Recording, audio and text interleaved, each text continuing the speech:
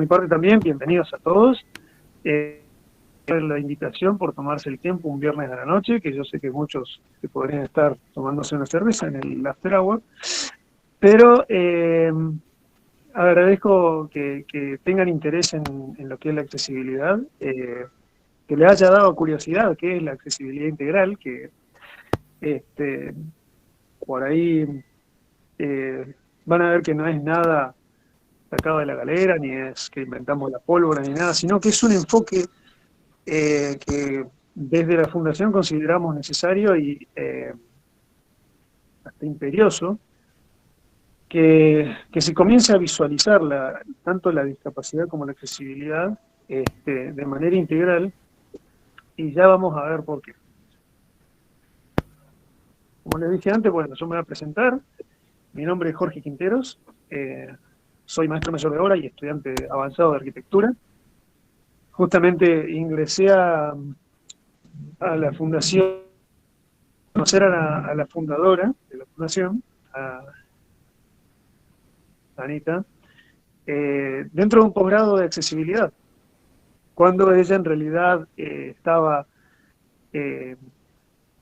armando toda esta idea dentro de una tesis que después se desarrolló en la primera abocada a lo que es discapacidad, que es nuestra página de Por Igual Más, la fundación que se fue desarrollando a lo que es el día de hoy con una familia de 60 miembros, más o menos.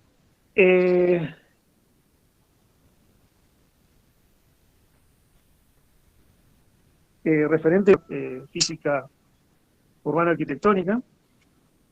De hecho, justamente lo que es la parte de accesibilidad integral, esto es justamente una pieza dentro de todo este enfoque, y ya vamos a ver un poco más de eso. Quiero empezar con una frase que justamente como así la Convención de los Derechos de las Personas con Discapacidad se hizo con personas con discapacidad porque era, si es algo para nosotros, que sea con nosotros. Les quiero dejar esta frase para que vayan incorporando, de Stephen Hawking, el famoso científico, que él decía que la discapacidad es la disarmonía con el entorno, en la que ambos elementos, entorno y persona, son responsables de los esfuerzos que se hagan para atenuarla o compensarla. Y esto es muy importante porque en realidad la Convención tiene una definición de lo que es la discapacidad que no deja, como que da una sensación de inconcluso, que está muy enfocado en la parte médica, le fueron dando otros enfoques dentro de ahí, pero es como que todavía no termina de cerrar en algo más conciso, y es porque justamente la discapacidad no se puede ver solamente desde el lado de la arquitectura, de la construcción, el urbanismo, o solo desde la ingeniería vial o de lo que... Y justamente en el caso de este gran científico, es su forma de expresar de una manera sintética lo que él sufría. Era usuario de silla de ruedas con estas sillas eléctricas que son de gran tamaño y gran porte, que justamente uno de los primeros obstáculos que tienen es que los edificios no son accesibles porque las puertas no les da el ancho para poder ingresar y poder movilizarse, al punto de tener que readaptar cosas para poder permitirle el acceso a muchas cosas que deberían ser, hablando hace un ratito. Y esta es una campaña que ya tiene varios años, por ejemplo, porque es algo muy importante para que nos dé un punto de vista que muchas veces se pierde en la realidad. Y como pueden ver, es una imagen vista desde arriba de un escritorio donde se ven a 4 integrantes con computadoras y demás elementos de oficina, pero abajo dice, ¿te das cuenta? Y obviamente solo se ven las manos, no se ven ni siquiera los cuerpos, entonces uno no tiene la posibilidad de saber y saberlo. No hay que esperar a que aparezca alguien en silla de ruedas para ver el espacio de trabajo sea accesible. Ya tiene que estar por las condiciones de la accesibilidad integral, algo que difiere de lo que es la antigua visión dentro de lo que es accesibilidad, que eran las barreras arquitectónicas, que era más bien una cuestión de, bueno, existen las barreras y hay que salvarlas de alguna manera. Y bueno, no se puede hacer mucho más.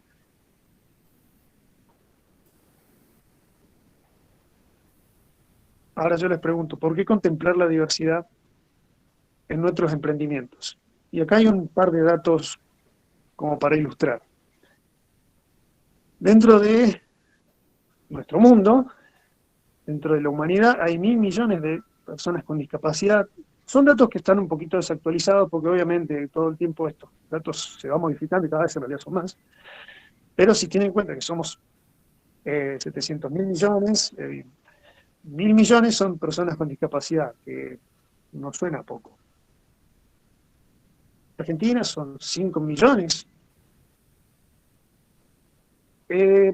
más o menos, porque dentro de lo que es el censo, yo puse ese sello postal, un poco como para dar la actualidad, pero que no están los datos definitivos porque, bueno, todavía está en proceso, y está entre que gente que dice expertos por un 10%, un 15%, bueno, era más o menos lo que estaba establecido hasta hace unos años, que era lo que se contemplaba dentro de Argentina como la cantidad de personas con discapacidad que están, que muchas veces, si nos manejamos por lo que es las estadísticas de los certificados únicos de discapacidad, la cifra es mucho menos, pero hay gente que tiene discapacidad y no tiene el certificado, o porque no puede acceder por una u otra razón, o porque no lo quiere o no lo necesita, justamente. Pueden no quererlo o no necesitarlo, porque tienen otra forma de vida y no requieren de esa herramienta legal. Dentro de la provincia de Córdoba, ya somos, también es una cifra que está un poco desactualizada, hasta que no esté las cifras definitivas del censo, son orientativas, y justamente un 76% son personas desocupadas. Esto es justamente a colación porque justamente toda una política de formar empresarios para generar empleabilidad de las personas con discapacidad, más empresarios que han tomado la iniciativa de manera individual y que han, digamos, se han ido formando a los tropezones con causa y error y interesantes y muy provechosas. Bueno, desde la Fundación tratamos de darle un poquito más fluido y que sea una experiencia gratuita. Acá lo que pongo es un listado de lo que es las legislaciones que están relacionadas con lo que es la discapacidad. No voy a profundizar en esto, es más bien un marco referencial, también como para dejarles en claro que así como justamente hay personas que se acercaron a la fundación, dentro de la fundación atiende a todo tipo de consultas relacionadas con las diversas problemáticas que se pueden ir dando, pero es siempre importante saber de dónde nace la legislación y las leyes que nos regulan dentro del país, que se suman a lo que es la ratificación a lo que es la Convención Internacional de los Derechos de las Personas con Discapacidad, a través justamente de esta ley 26378, y en mi caso, de lo que es la parte de arquitectura y accesibilidad física, la que más, a la que más recurro siempre es justamente a la 24314, que es de accesibilidad a personas con movilidad reducida. Y acá les muy resumido eh, ejemplo de una cronología de los modelos de discapacidad. Esto siempre lo presentamos dentro de la Fundación para poder generar una idea de cómo se fue desarrollando la vivencia o la visión que tenía la sociedad de lo que era la discapacidad. Desde, ya a lo lejos y hace tiempo, el modelo de prescindencia, donde eh, la discapacidad era visto como una maldición o una afección causada por alguna ofensa a Dios. Entonces esto de las causas religiosas era por ahí lo que más le prestaba atención a la discapacidad de una forma negativa, porque digamos, la persona con discapacidad no podía contribuir a las necesidades de la sociedad, entonces eran justamente considerados anormales o subnormales, y vamos a ver toda la parafernalia de nombres que han tenido a lo largo de la historia, eh, y que justamente siempre los han dejado en un rincón como seres dependientes, y que justamente siempre con esa visión de, bueno, el pobrecito que tiene esta maldición, dolencia, afección, y toda una serie de características que se le daban. Después con el tiempo se dio un enfoque más desde el lado médico, desde el tema de la rehabilitación, de cómo tratar de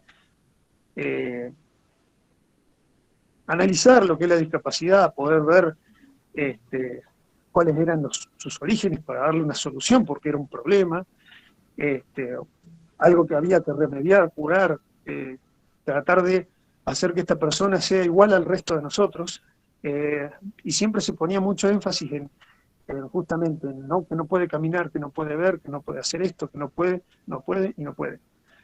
Entonces, forzaba justamente a invisibilizar a la persona, a dejarla a un costado,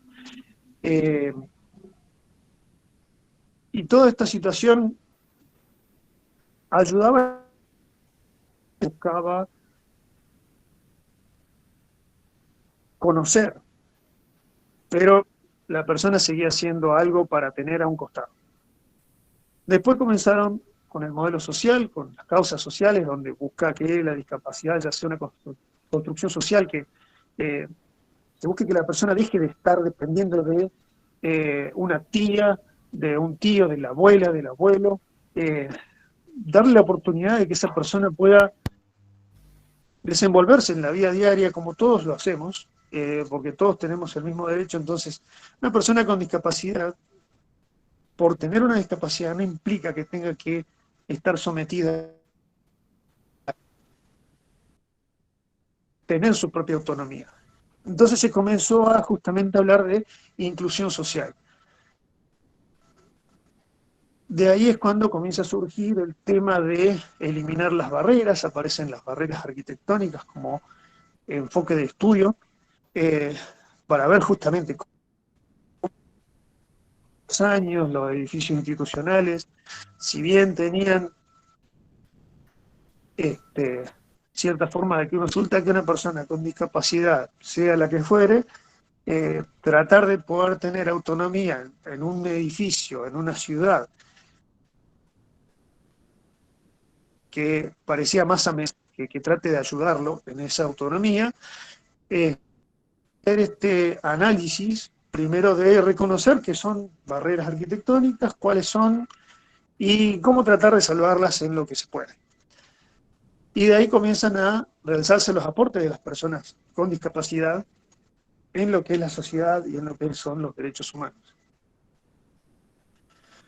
Después ya pasamos a algo un poco más cercano, a el enfoque o el modelo biopsicosocial, que combina justamente lo que hablábamos antes, el modelo médico, en donde justamente tratamos de entender y conocer acerca de la discapacidad, y el modelo social, que tratamos de incluir a la persona.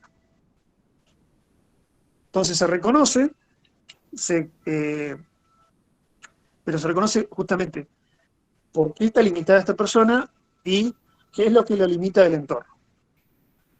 Y surge justamente uno de los conceptos de la diversidad funcional.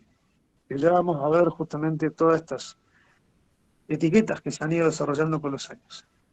Después tenemos el modelo de diversidad, en donde ya se articula lo que es bioética y derechos humanos.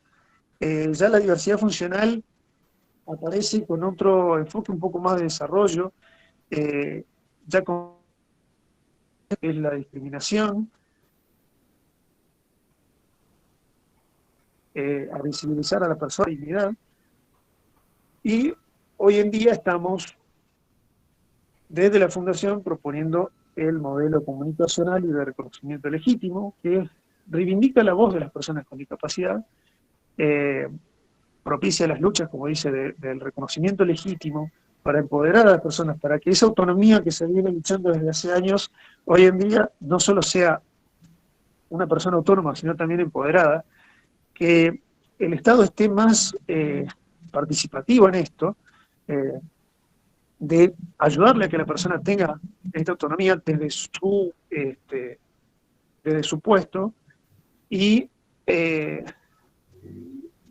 justamente tratar de eh, reconocer a la persona, de ver qué vulnerabilidades tiene para poder ayudarlo a que logre tener una autonomía y un empoderamiento con sus propias manos. Y acá justamente, dentro de todos estos modelos de transcurso de la historia, ha habido muchos problemas de cómo comunicarse con siempre usamos porque son muy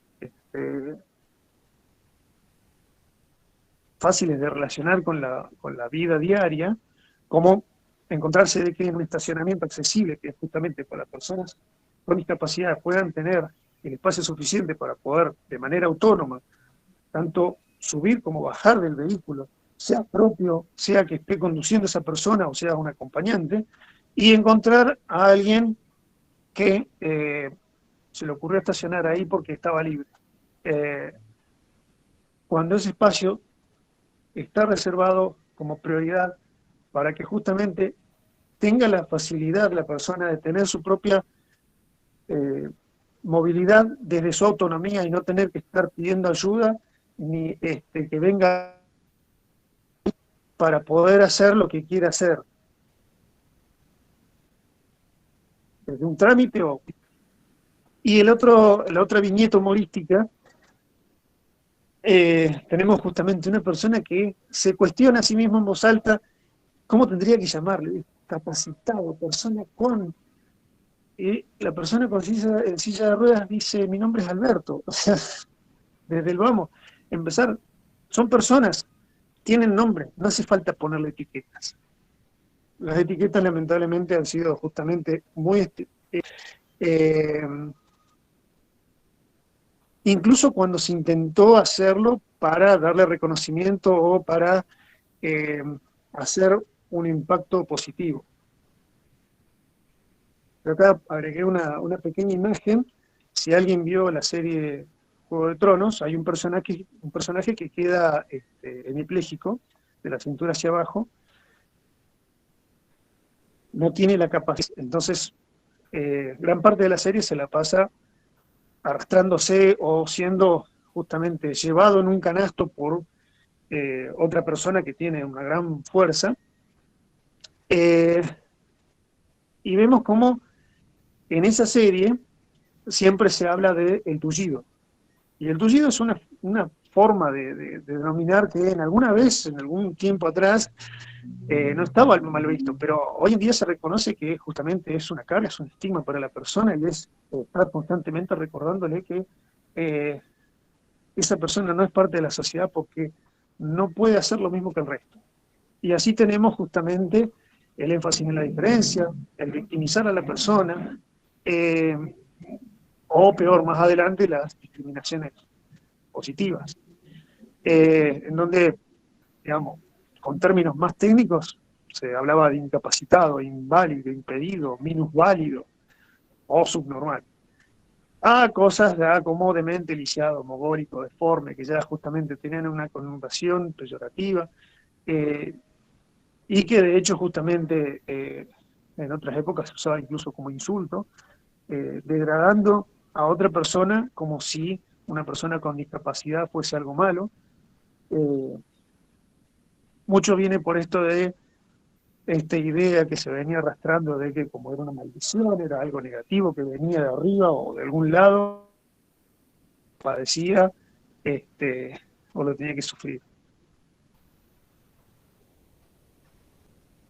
Esto un poco para darles un cuadro este, del entorno como sociedad que teníamos, que fuimos desarrollando y que hoy en día estamos tratando de cada día evolucionar hacia algo mejor. Y justamente una persona, un arquitecto que eh, tuvo polio y que logró recibirse de arquitecto porque sus compañeros lo llevaban en andas con la silla de ruedas por las escaleras del edificio, fue en Estados Unidos, y que si no fuera por justamente los compañeros que lo incluyeron, que le dieron la posibilidad, asistiéndolo, ayudándolo, eh, recibirse de arquitecto hubiese sido mucho más difícil. Y desarrolló un instituto en el cual, junto con diseñadores y arquitectos, eh, logró dar forma a lo que se llama el diseño universal, que justamente es el diseño visto no enfocado a un solo sujeto específico y determinado, sino que la mayor cantidad de personas que se pueda eh, eh, que permita que si es un producto, ese producto sirva para la gran mayoría de las personas, que las personas que no puedan llegar a usarlo sea por algo que realmente no tiene una forma hasta ahora de dársele una solución. Eh, entonces, siempre es la idea de desarrollar los productos o los entornos, la ciudad, como algo fácil para acceder, tratando de, como les digo, abarcar la mayor cantidad de personas dentro de nuestra sociedad, sin que haya que adaptarlos o rediseñarlos como se hacía con las barreras arquitectónicas. Justamente acá en dos imágenes tenemos una en donde vemos a una persona con zancos que puede llegar hasta los mingitorios, que está a la altura de una persona promedio, y que justamente una persona de altura promedio, el mingitorio le queda a la altura de la cara. Entonces, no, esto de que justamente, bueno, pobrecito, porque no llega, no, no es el problema, está mal diseñado, de que el diseño te tanto una persona que mide 2 metros como una persona que mide 1,20 m. Ya, digamos, como contraposición tenemos esta lapicera que se puede usar tanto con la mano como con el pie. Hay muchas personas que justamente por haber tenido alguna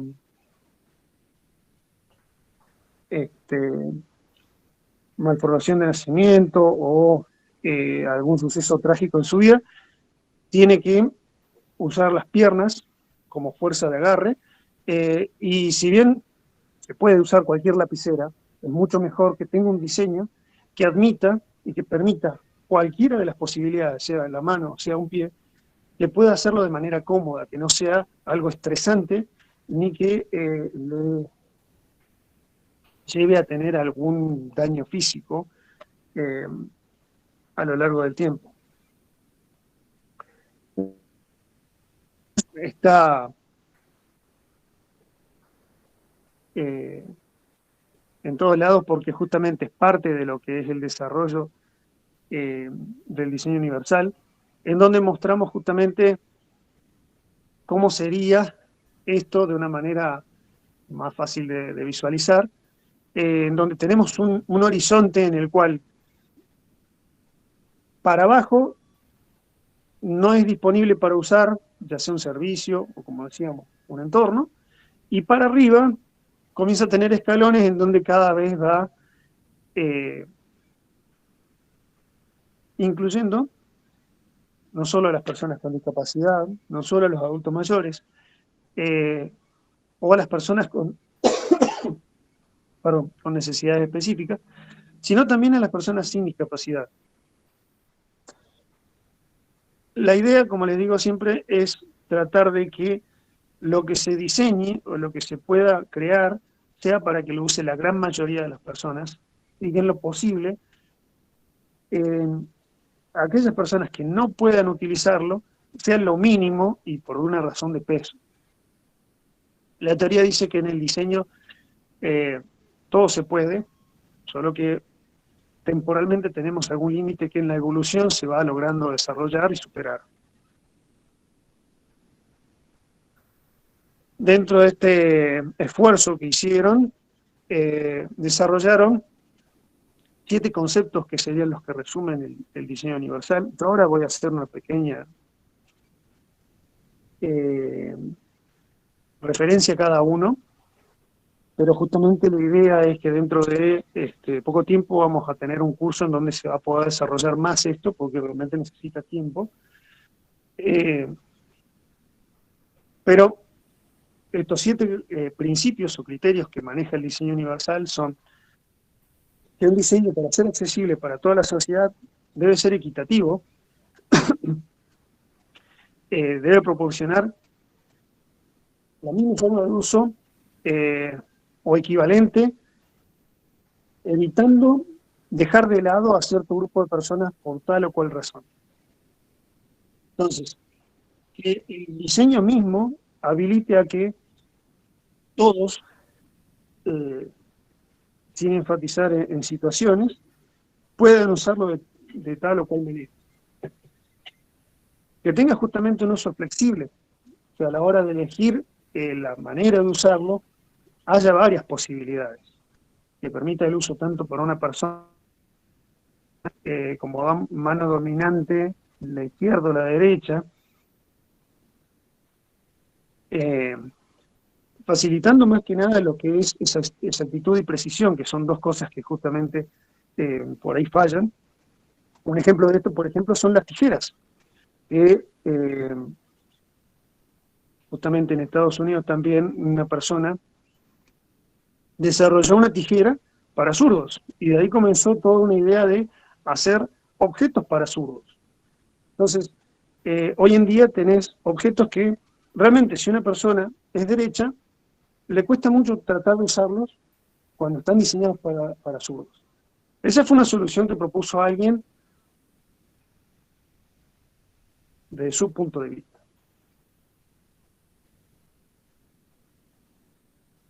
Dio las pautas para justamente tratar de buscar la manera de que se logre justamente el uso flexible en lo que es el diseño universal.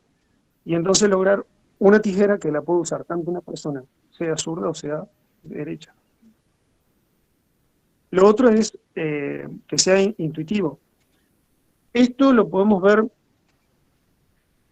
más que nada hoy en día con la tecnología, con los celulares, los smartphones, con las notebooks, los tablets, en donde justamente la programación está armada de tal o cual manera de que una persona no tiene que ponerse a pensar para qué sirve tal o cual botón, sino que ya tiene un código que, digamos, se ha popularizado. Entonces uno entiende que si tiene una serie de botones para reproducir un video, el botón que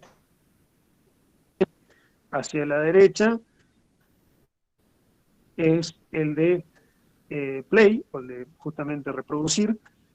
Si tiene 2 triangulitos apuntando a la misma dirección es para adelantar, 2 triangulitos en la dirección contraria es para retroceder, y si uno se va a detener, el símbolo es un cuadradito. Todos lo intentemos, pero también hoy en día se va desarrollando formas similares que no dejan de apelar a la intuición de la persona y no que haga falta un manual para poder explicarle a esa persona cómo se maneja tal o cual dispositivo. A su vez, Otro de los conceptos es la información perceptible, que esta puede ser de manera gráfica. El diseño gráfico ha avanzado muchísimo en estas últimas décadas, logrando justamente desarrollar criterios como lo que es la accesibilidad web, donde se busca que lo que se desarrolle dentro de una página web sea accesible para todas las personas. De hecho, hay toda una serie de niveles de accesibilidad que están estipulados y desarrollados, basados justamente en que sea lo más legible posible, de que proporcione compatibilidad entre los diversos dispositivos, que si uno ve la misma página en un teléfono celular, en un smartphone, en una tablet, en una notebook o en una computadora de escritorio, puede acceder a la misma información de una manera similar. Pues obviamente cada uno de estos dispositivos tiene diferentes formas de organización, de criterios y de funcionalidades, pero todas comparten un criterio que permite que se pueda utilizar en todos esos dispositivos y que la persona no tenga que estar adaptándose a cada uno de ellos. También que sea tolerante al error, en donde justamente nos permita que si estamos por comprar algo, no meter mal el dedo y comprar algo equivocado, y que constantemente nos esté preguntando, ¿estás seguro? ¿Convencido de que va a comprar esto? Entonces, dar esta idea de que justamente uno no cometa el error, o tratar de evitarlo con diferentes eh, etapas que nos permitan visualizar si estamos haciendo lo correcto o no. Y justamente todo esto también se ayuda en el sentido en donde justamente la idea es que la fuerza que uno necesite para justamente manipular un dispositivo sea la mínima indispensable y no que uno tenga que hacer una fuerza mayor, por ejemplo, con el picaporte de una puerta. Eh, para saber si justamente una puerta es accesible, una de las formas de evaluarlo es tratar de usar el antebrazo para accionar el picaporte. Porque justamente si uno usa el antebrazo, la fuerza que puede desarrollar con esa parte del brazo para poder movilizar el picaporte y accionar el mecanismo debería ser mínima. Entonces, si uno puede moverlo con el antebrazo, quiere decir que lo puede mover con la mano. Pero justamente hay personas que por diversas razones las manos no tienen la fuerza necesaria para manipularlo en ciertas situaciones, o tiene una fuerza menor a la que está contemplada en el diseño del picaporte. Entonces, la idea es que esa persona esté contemplada, que el diseño permita de que justamente una persona, y justamente por eso también es cuando vemos videos en YouTube donde perritos logran abrir la puerta con solo darle un golpecito por un salto nada más. Bueno, eso nos ayuda a entender de que cualquier persona puede accionar el picaporte para abrir la puerta. En eso se basa lo que es el uso de mínimo esfuerzo. Y el tema que por ahí más completa lo que es la arquitectura, que es el tamaño y el espacio. En donde justamente cualquier dispositivo o cualquier espacialidad, cualquier entorno, tiene que ser cómodo para el usuario, sea que esté de pie, sea que esté parado. Si es usuario de silla de ruedas, que el espacio esté acondicionado para que esa persona pueda percibirlo en su totalidad y que pueda tener toda la información disponible que existe, al igual que la persona que está parada y mida 1,20 m o 2,5 m. Todas estas variaciones, siempre la idea es que el espacio estén contempladas.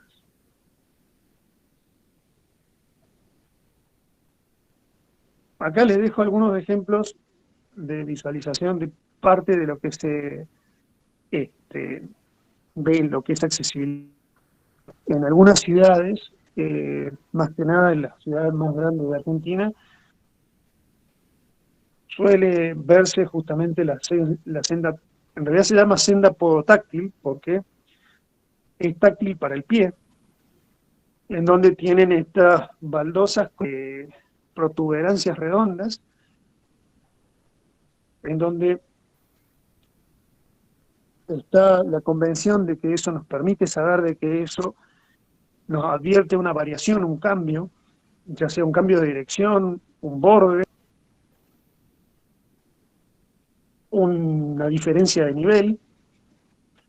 Y la otra que tiene estas vainillas, que también son en relieve, que son en sobre relieve, que permiten justamente a una persona, al pisarlas, percibir el sentido en el que o la dirección en la que se puede desplazar. Después justamente algo que lo hablábamos antes con la viñeta del espacio de estacionamiento, nuestra legislación, la Ley Nacional de Accesibilidad, estipula cuánto hay que dejar de espacio para que una persona pueda abrir la puerta en su totalidad del vehículo y bajar, ya sea con cualquier asistencia técnica, muletas, bastón canadiense, y que lo pueda hacer de manera autónoma y que no implique un riesgo para esa persona ni una incomodidad. Es lo que nos suele pasar por ahí si alguien estaciona mal y uno tiene que abrir la puerta y medio que bajarse haciendo contorsionismo para poder salir del auto, o tener que estacionarlo muy pegado a un auto y salir por el otro lado. Bueno, estas medidas están estipuladas para que los espacios que sean accesibles tengan la medida necesaria para que la persona pueda hacerlo de manera autónoma, sin asistencia y de una manera segura. Y a su vez, otro de los dibujos que aparece es la pendiente en las veredas para el cruce de calles, la cual tiene ciertas medidas, tiene especificaciones muy técnicas que permiten que sea lo más seguro posible. Desde la teoría, en la práctica, se ha visto que hay que hacer ciertas regulaciones. Muchas veces se ha propuesto, se ha diseñado, se ha implementado cosas que a la larga resultaron no ser tan provechosas y se tuvo que buscar otra forma de materializarlo, por ejemplo. Por ahí alguno habrá escuchado en las noticias alguna vez que una persona se cayó porque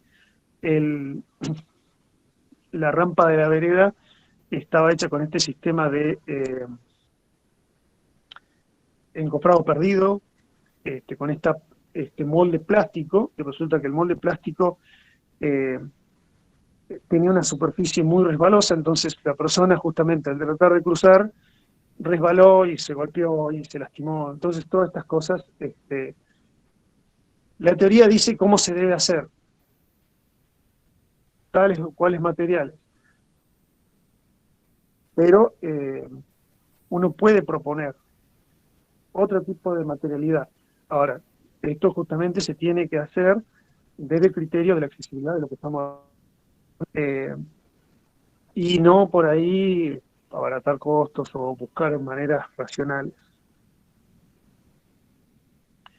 Después el tema de justamente las rampas, los ascensores, las escaleras, donde van a encontrarse justamente que está todo con estipulaciones, medidas, límites y parámetros, pero son todas recomendaciones en donde se exigen hasta cierto punto ciertos estándares, pero de ahí en más uno puede trabajar dentro de eso, y ahí es justamente donde en realidad puede fallar la accesibilidad al hacer, por ejemplo, un ascensor con las medidas mínimas que exige el código de edificación, y resulta que estas medidas mínimas contemplan que pueda entrar una persona usuaria de silla de ruedas, pero no la persona que lo acompaña con la pizza, que van al 7º piso a la casa de un amigo un viernes por la noche. Entonces, ya tener que tomar el ascensor por separado, ¿por qué? Si cuando vamos todos juntos, todos queremos subir al ascensor. Obviamente el límite del ascensor está determinado por el peso y eso limita la capacidad y demás, pero no tiene por qué una persona usuario de silla de ruedas, tener que dejar a su acompañante hasta que baje de nuevo el ascensor. Bueno, esas cosas por ahí el código lo permite, pero en la realidad justamente es una forma que no está contemplada en lo que es el enfoque que hoy en día se tiene de lo que es la discapacidad y la...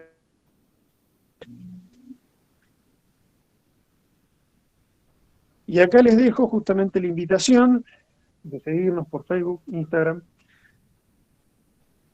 en donde vamos a dar este curso sobre accesibilidad integral, donde se van a desarrollar más los principios del diseño universal, y vamos a hablar justamente en mayor profundidad de todo lo que es la accesibilidad integral, no solo la parte física, sino la parte de señalética, que por ahí lo estuve mostrando ahora justamente esta presentación. La idea siempre es que dentro de la fundación hagamos presentaciones que sean accesibles. Por eso buscamos que tengan contraste, que las letras tengan la medida dentro de lo posible, utilizadas. El curso se hace el 11, las 7 y las 9 de la noche. Y además, ya para terminar, les dejo un pequeño caso para que reflexionen acerca de lo que estuvimos hablando. Esto es una rampa que se hizo en un colegio en España, en Sevilla, en donde, como pueden ver, ahí hay un grupo de personas dentro de una sucesión de rampas que van como superando esta diferencia de terreno como en una especie de escalonamiento. Generó muchísima controversia. De hecho, la gente que está en la foto es la intendenta de esta ciudad, los directivos del colegio y demás, porque en las plataformas sociales reaccionaron de una manera bastante surgida por ahí desde la ignorancia, en donde justamente hacer chistes de que los niños minusválidos, se llama San Mateo, van a tener unos brazos enormes porque todo el esfuerzo que requiere para poder subir, o otro que dice que cuando el niño llegue no tiene más ganas de vivir, o cosas como que la rampa es exageradamente larga. Y en realidad la rampa está bien diseñada, porque para superar un desnivel de 50 centímetros, con una escalera se haría con 3 escalones, vamos a decir.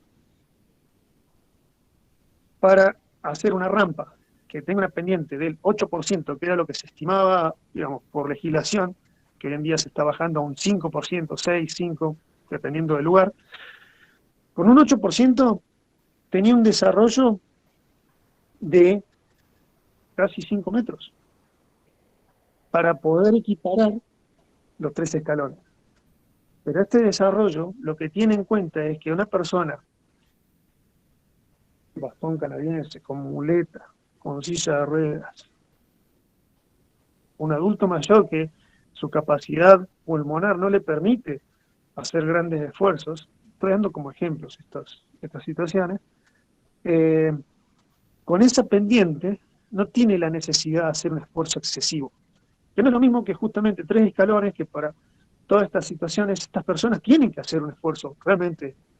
Ni hablar de una persona con silla de ruedas, tratar de superar 3 escalones, hay que hacer toda una proeza de acrobacia prácticamente. Bueno, justamente hubo toda una serie de burlas y críticas, y el colegio, ahí están todos los alumnos con los padres, sacándose una foto dentro de esta rampa, y ahí pueden visualizar justamente que es una diferencia de nivel si mal no recuerdo, tenía como 3 metros, casi 4 metros de diferencia entre donde está el fotógrafo, que es la parte más baja, a la parte superior, que es donde está el colegio, y de hecho donde está el fotógrafo es el playón deportivo, donde los chicos hacen las actividades deportivas y también tienen su recreo al aire libre en los días de primavera y verano. Eh, y lo que por ahí no se muestra es que sobre una de las medianeras hay una pendiente muy abrupta que va a todo lo largo de, digamos, la medida mayor del terreno. Lo que pasa es tan agreste, porque fue pensada para los,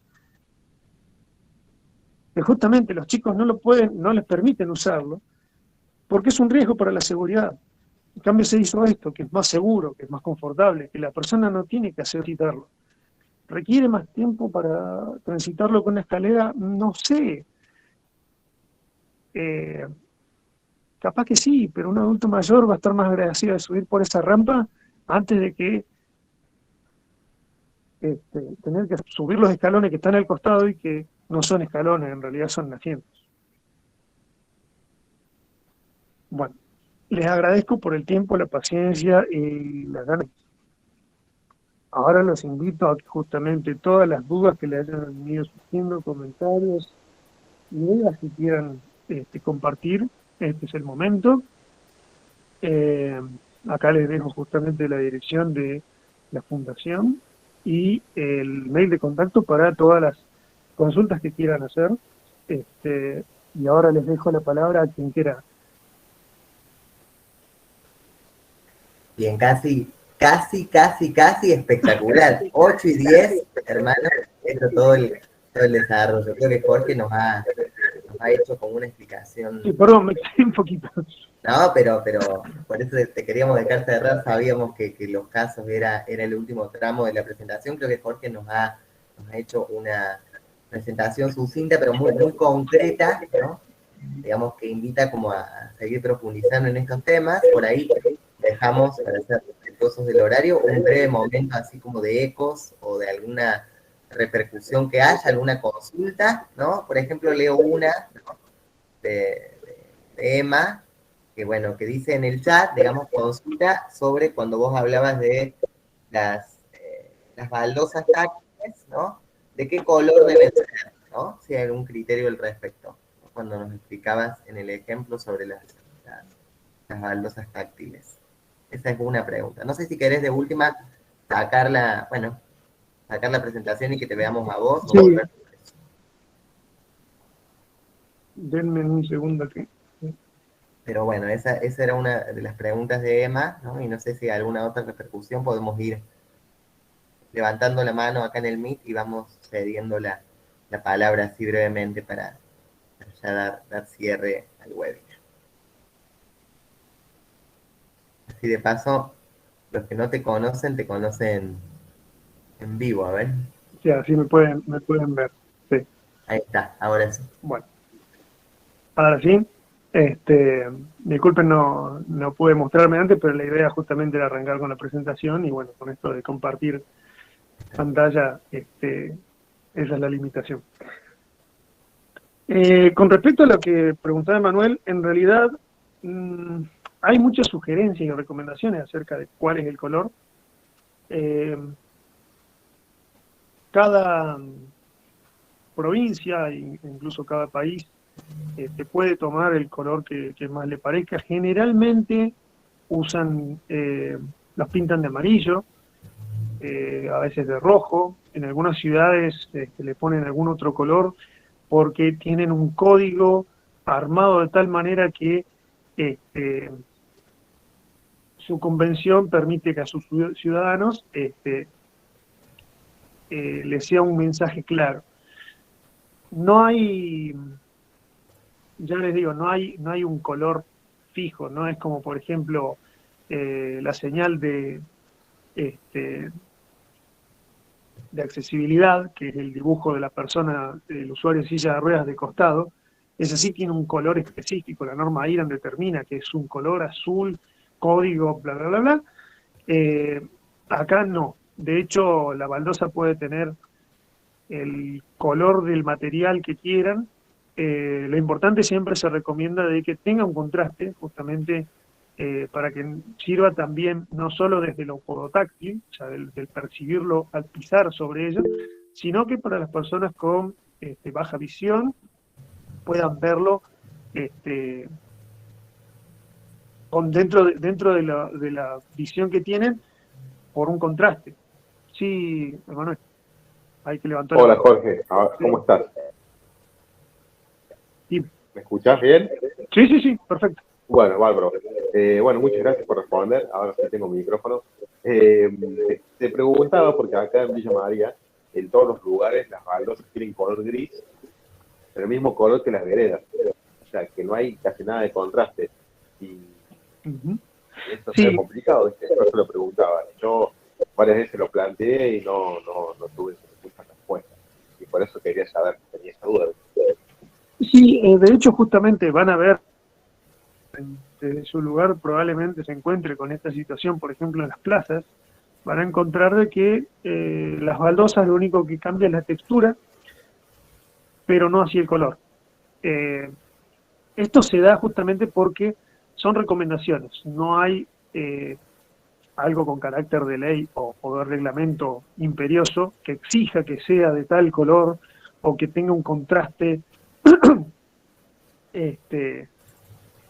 muy notorio, porque, digamos, es como la libertad que se deja al criterio de diseño. Entonces, se apela a que justamente se usa baldosas cerámicas o graníticas y se hace una versión con la senda podotáctil. Sí, digamos, en el borde de las rampas de la vereda, para justamente acceder a la senda peatonal, muchas veces la normativa, según la ciudad, las pinta de color amarillo para que sean realmente notorias. Pero, ya te digo, no hay ninguna ley, son recomendaciones.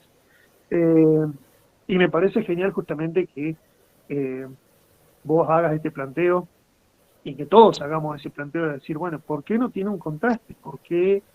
De hecho, hace poco, cerca de donde vivo, reformaron una plaza para hacerla más accesible y resulta que las baldosas las usan más como forma decorativa y si uno tuviese que seguirlas de manera podotáctil no llevarían a ningún lado.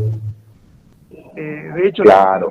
hay una parte donde la línea sigue, se corta, porque cambia de solado y le ponen otro diseño, y reaparece varios metros más allá. O sea, la persona, si uno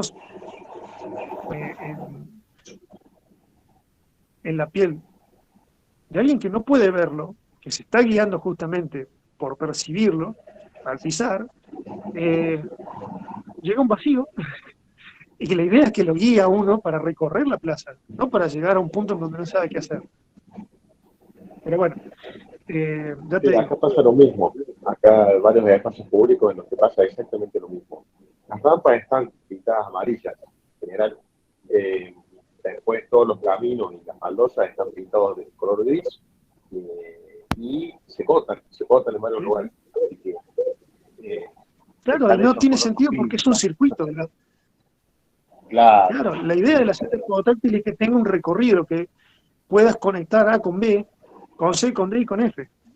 Y todo eso se tiene que hacer justamente con algo que tenga una fluidez y una continuidad. Si no, no tiene ningún sentido. Totalmente. Muchas gracias, Jorge. No, muchas gracias a vos. Silvia, dime.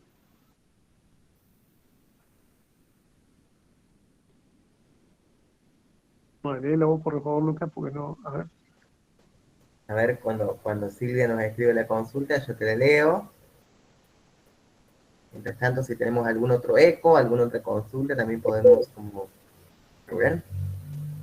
O si no, Silvia puede abrir micrófono, pero como veo que hay 2 puntos ahí, acá dice, se pueden activar subtítulos para ver la presentación. Para ver la presentación. Para leer la presentación. Para leer. A ver, vamos a ver si funciona. Era más bien una sugerencia de accesibilidad, entiendo yo, a ver. Sí. Sí, tiene razón. Lo que pasa es que eso tiene que estar configurado, y justamente en el mío está configurado en inglés, o sea, como que no estaría funcionando. Eh,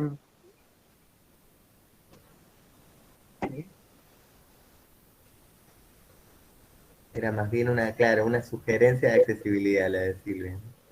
Tal cual, Claro, me ya parece dije muy sí. buena. No sé si tenemos otro eco, otra inquietud, o vamos cerrando, pero por ahí hay algo más que nos haya quedado resonando, alguna consulta.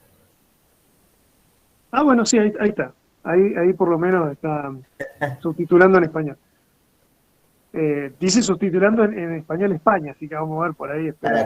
Para cuando tengamos la capacitación ya tenemos el recurso ahí a la mano. Miramos.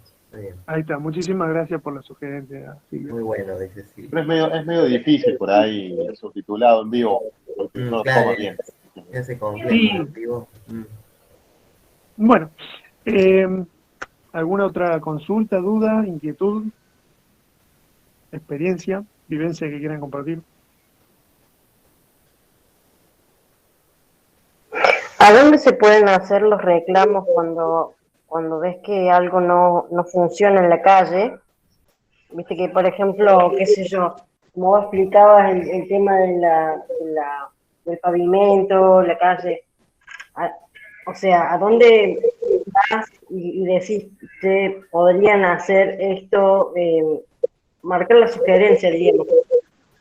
Bien, en realidad yo voy a explicar cómo se puede llegar a hacer acá en Córdoba Capital. En cada ciudad tienen obviamente su organización. Acá en Córdoba hay una línea telefónica que también creo que funciona como sistema web, que es el asterisco 047, si mal no recuerdo. De todos modos, municipalidad y plantearle la inquietud.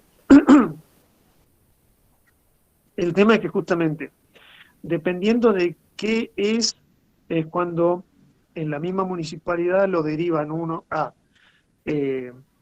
uno puede reclamar que justamente la rampa de la plaza de la Lecha o está destruida para que la reparen, y de ahí pueden o derivarlo a accesibilidad, a la Secretaría de Accesibilidad, o derivarlos a plazas y parques, pero eso depende mucho de la municipalidad, de cómo tengan organizado esto. Lo mejor justamente es hacer el reclamo en la municipalidad y que los vayan guiando por el proceso, que lamentablemente, como todo proceso burocrático, es largo y tedioso. Siempre lo mejor es, en el caso de justamente estas situaciones que son generalmente urbanas, que uno puede hacer en conjunto, ya sea planteándolo en la unión vecinal, eh, con la gente misma del barrio. Hay muchos casos que podemos ver en la televisión con final feliz, en donde justamente los vecinos de una plaza dijeron, bueno, si el intendente no va a arreglar esto, me acuerdo que una vez pasó en Misiones, creo que fue, no, en Resistencia. Dijeron, bueno, si el intendente no va a poner plata para arreglar la plaza, la arreglamos nosotros. Y bueno, entre todos los vecinos la arreglaron ellos. Está bien para ellos. Sí. Que el Y municipio otros no se hagan haya lo que puesto le las pilas, corresponde a él. claro. Por ahí uno justamente en el hartazgo es preferible decir, bueno, que es para nosotros. Pero siempre la idea es que justamente entre todos reclamemos nuestro derecho a tener una ciudad eh, para todos y que esté con los estándares mínimos necesarios para que uno pueda disfrutarla. Sí, Marcela. Sí, bueno, discúlpame que intervine sin pedir permiso, pero me resultó gracioso. En algún sentido me resulta como hasta graciosa la anécdota porque el vecino se harta y dice, lo vamos a hacer nosotros cuando el vecino está pagando impuestos, está pagando tributos para tener las mejoras que necesita el edilicio en la ciudad. Y bueno, y se destaca como algo loable. Mirá los vecinos, qué comunitarios que son, qué solidarios. Cuando es una tarea que la tiene que hacer el intendente, que para eso lo votaron. eligieron para que resuelva esas situaciones y no que tengamos que salir los vecinos después a resolverlo y el internet. Acá en Santa Fe nos pasa algo parecido. Tenemos en la zona de Puerto, hay una avenida muy concurrida que es la avenida Alem, que es la que nos deja más cerca del puerto, y bueno, se hizo en una época una pasarela para poder transitar, llegar hasta el puerto y zona de shopping sin tener que pasar por la avenida por lo peligrosa que significa, por el tránsito continuo. Y resulta que en el primer momento la pasarela tenía un ascensor y una escalera mecánica. Un mes, 2 meses como mucho habrá funcionado. Y hace más de 10 años que está sin funcionar, que esos elementos no funcionan. No funciona el ascensor, no funciona la escalera mecánica, así que la gente utiliza la escalera mecánica como escalera convencional para poder. Y los otros optamos directamente por cruzar la avenida. Ahí por suerte hay semáforo. Así que utilizamos cuando se pone el rojo antes porque no podemos. En mi caso yo no puedo ascender la escalera, que tendría que ser mecánica, al no funcionar es una escalera común. Así que bueno, no me queda otra que pasar a hacer el cruce peatonal convencional porque lo que tendría que ser accesible no está funcionando. Y bueno, y cosas así, o sea, son nada más que expresiones de deseo. Solo mira qué bueno que somos, pensamos en la accesibilidad, pero no es más que un acto simbólico. En lo real no funciona. Tal cual. De hecho, este ejemplo de la rampa, de hecho, búsquenlo por favor en internet cuando tengan ganas de interiorizarse un poco más. Toda la parafernalia que armó, esto fue hace 2 años, en febrero del 2020. La gente se burlaba justamente porque era muy larga, porque mirá, parece, ¿cómo? Uno le había puesto, parece una pirámide azteca, la directora del colegio se cree faraona, no sé, una cantidad de chistes muy desubicados, todos planteados desde la ignorancia absoluta, porque muchas veces justamente dicen, no, bueno, este edificio es accesible, tiene tantos ascensores. Sí, bueno, el ascensor cuando se corta la luz no sirve, de hecho no se puede usar, justamente lo primero que te dicen, si se corta la luz, no use el ascensor, en caso de incendio, no use el ascensor, Claro. En caso de esto, no use. Y si no usas el ascensor y sos usuario de silla de ruedas, ¿cómo bajas del 10º piso? Tenés que apelar a la buena voluntad de las personas en situaciones de riesgo, en donde si hay gente con integridad moral, espíritu de colaboración, sí, vas a tener a alguien que te ayude, y si no, estás a tu suerte, en el 10º piso, en mitad de un incendio. Entonces, la accesibilidad no pasa por tener escaleras mecánicas o ascensores. De hecho, justamente es un criterio que está muy basado en una visión más europea o más norteamericana, en donde estos sistemas pueden tener un generador autónomo para casos de emergencia y demás, que en la realidad, en Estados Unidos, muchas de estas cosas están en las mismas situaciones que nosotros tenemos acá. Acá en Córdoba Capital, la sucursal principal del Correo Argentino tiene un ascensor justamente para las personas con movilidad reducida. Está destruido, los vidrios están hechos pedazos, no funciona, lo han usado de baño, de dormitorio, está oxidado, o sea, es totalmente un desperdicio de dinero, cuando justamente con el mismo dinero podrían haber hecho una rampa que llegue hasta el último piso, en estructura metálica, en lo que sea, que cueste incluso más caro, pero es más seguro que va a funcionar. Sí, más estable, permanente. Exacto. Porque encima los ascensores, las escaleras mecánicas requieren un mantenimiento, el mantenimiento tiene un costo, no lo hace cualquiera, y si no lo hace cualquiera, el costo de ese mantenimiento, que es periódico, es caro. Y sí, muy bonito ponerlo, pero si nadie lo mantiene, se arruina.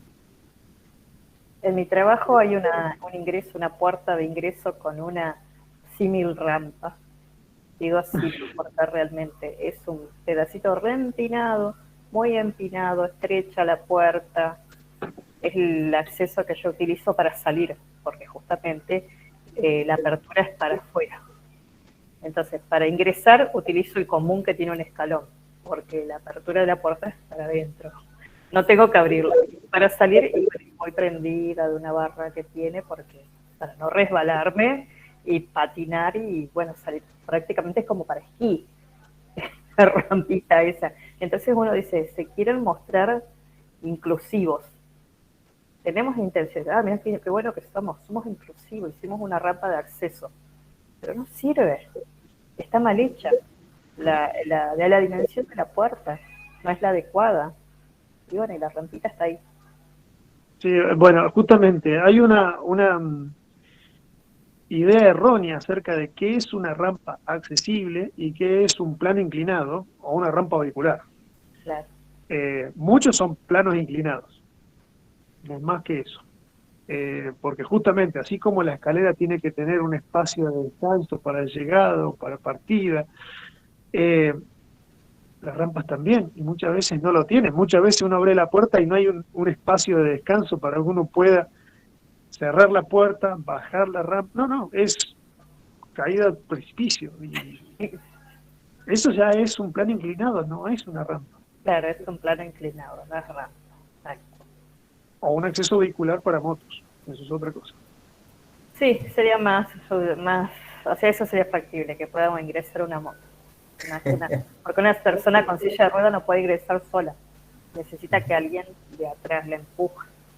Claro, porque no tiene la fuerza necesaria, o tiene los brazos de Schwarzenegger, o sea, no es el caso.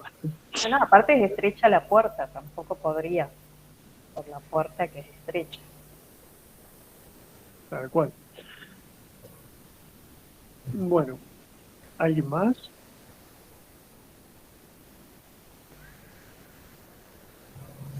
Hoy cuando cuando estabas exponiendo sobre la adaptación de los elementos, de las actividades, por ejemplo, bueno, el caso que habías indicado de la lapicera, la virome, Sí.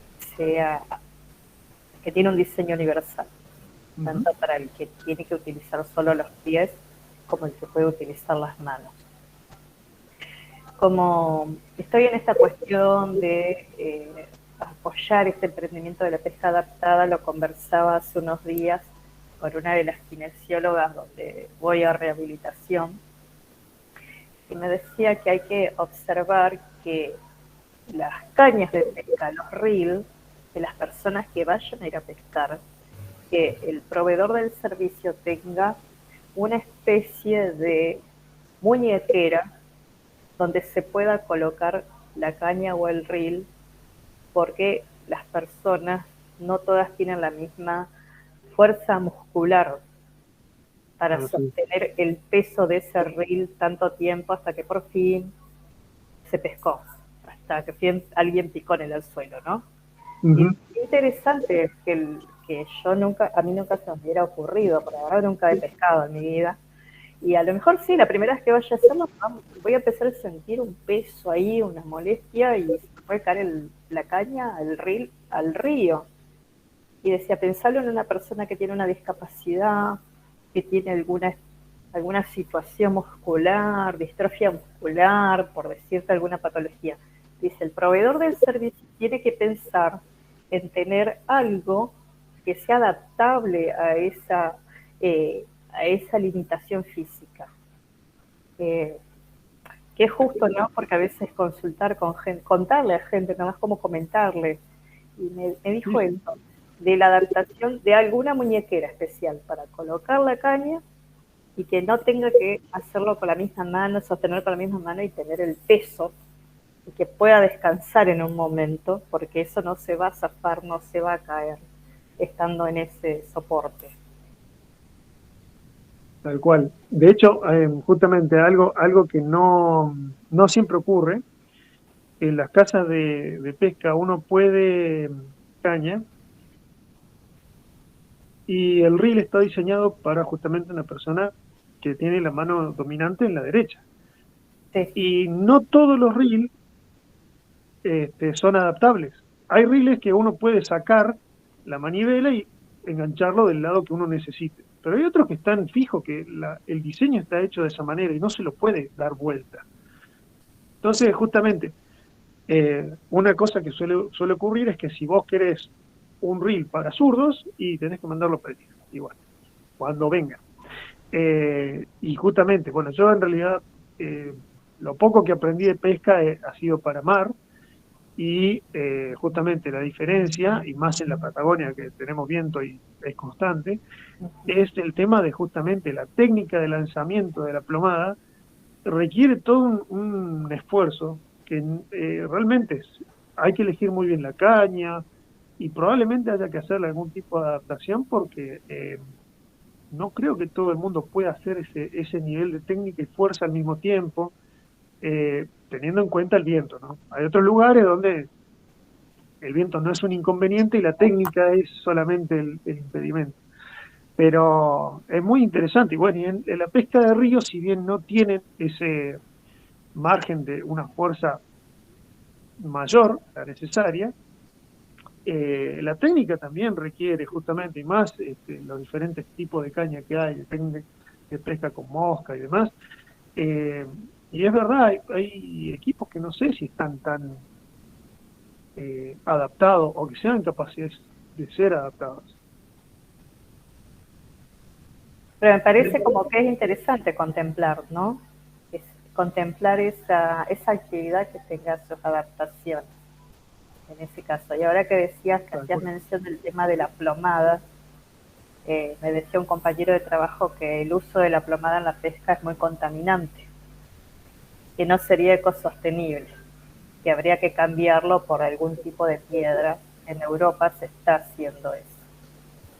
Que con un tipo de piedra se está reemplazando el plomo. El plomo contamina terriblemente el agua.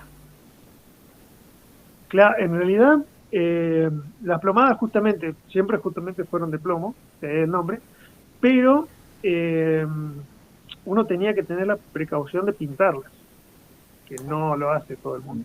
El que es consciente sabe de hacerlo. Pero si no, como decimos, es contaminante. Por eso se lo reemplazó con aluminio. Pero justamente el aluminio, al tener otra densidad, requiere un mayor volumen. Entonces, justamente en Europa, gente más consciente ha comenzado a pensar de reemplazarlo con piedras. Y se arman, o sea, incluso hay tutoriales de cómo hacer. Cuántas cosas que despiertan. Sí, el nudo para poder justamente engarzar la piedra y usarla de plomada. Sí, es muy, muy específico esto ya. Y me parece que esta cuestión del diseño universal también tiene que contemplar lo ecosostenible. No solo, además de contemplar esto de la accesibilidad al espacio, al entorno, también la cuestión de lo ecosostenible, con qué materiales se va a generar los ajustes a los entornos, esos ajustes universales que dice la Convención de las Personas con Discapacidad. O sea, yo creo que este espacio es muy oportuno para ir pensando todo eso, ir haciendo esos ajustes. Tal cual. Tal cual. Bueno, ya no sé si hay alguna otra duda, si no, los voy a liberar para que disfruten del viernes. No, gracias a vos, Marcela. Muy interesante tus aportes, y menos mal tenía la suerte de conocer un poco, porque si no realmente por ahí sería un poquito más difícil para mí. No sé, los demás participantes, si alguno quiere hacer alguna última consulta, planteo, vivencia, experiencia o demás, y si no, yo diría que ya demos por finalizado para no quitarle más tiempo, bueno, si no, nos extendimos mucho. Disculpen por ahí la extensión. Pero bueno, habla también como de tu compromiso y de tu deseo, ¿no? De que estas cosas se hablen, ¿no? Incidir como con más fuerza. Y bueno, todo esto, ¿no? Si hay posibilidad de ampliar, será, ¿no? En las dos capacitaciones, el 11 y el 18, ¿no? A partir del lunes ya va a estar circulando vía mail y en nuestras redes la posibilidad de inscribirse también en la capacitación para poder profundizar, bueno, o llevar estas inquietudes y seguirlas trabajando en algún otro contexto, pero creo que estuvo bueno porque abre un montón, ¿no? Como el panorama. Eso es interesante, generar como preguntas para seguir pensando.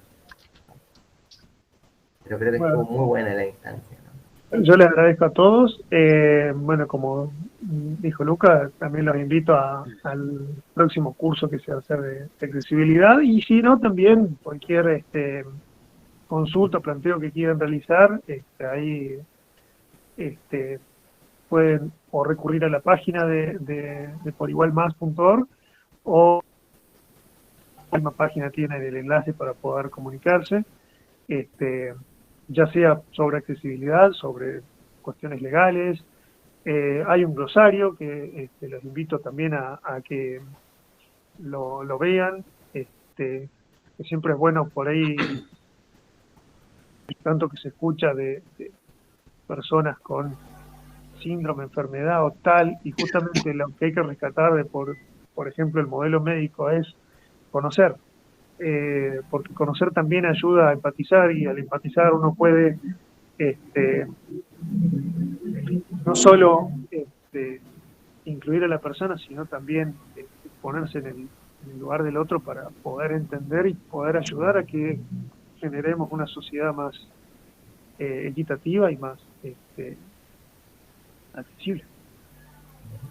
Sí, así es. Bueno, por mi parte eso es todo. Les agradezco el tiempo, la paciencia y las ganas. Gracias, Luca, por el apoyo, Matías también. Claro, toda la familia por Muy igualita agradecido ahí como, bueno, acompañando. Sí. por el apoyo y la buena onda. Y les dejo la invitación cuando quieran, que nos contacten. Estamos a su disposición para lo que necesiten. Bien. Muchas gracias. Muchas gracias, hasta la próxima. Muchas gracias, Jorge. Bueno,